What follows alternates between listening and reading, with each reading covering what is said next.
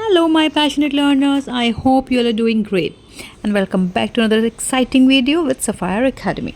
As we all know that verbs are the heartbeat of a sentence. But not all verbs play the same role. Some actions move forward while others stop right where they begin. In today's lesson, we will study transitive and intransitive verbs, understand their definitions, and examine their usage through clear explanations. In English grammar, verbs are not just action words. They also show how actions connect within a sentence. Before we jump straight into definitions, let's slow down for a second. Every verb shows an action, but the real question is, does that action stop at the subject or does it move forward to something else? Let's have a look at the definition of transitive verb. A transitive verb is a verb that needs an object to complete its meaning. The action expressed by such a verb passes from the subject to the object. In other words, a transitive verb cannot stand alone. If the object is removed, the sentence becomes incomplete or unclear. Let's understand this with some examples. The first one is, she wrote a letter.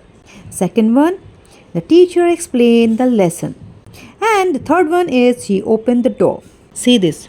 In each sentence, the verb answers a question, what or whom, which confirms that the verb is transitive. That shows the action clearly moves from the subject to the object. Now, it's time to understand the concept of intransitive verb. In certain sentences, the action does not require an object and the meaning remains complete without it. Let's have a look at the definition. An intransitive verb is a verb that does not require an object to complete its meaning. The action expressed by such a verb ends with the subject itself. These verbs express actions that do not pass on to any object, even if additional words are used. They only add information about time, place, and do not act as objects. For example, the baby cried. Next one, she fell suddenly. Let's take one more example.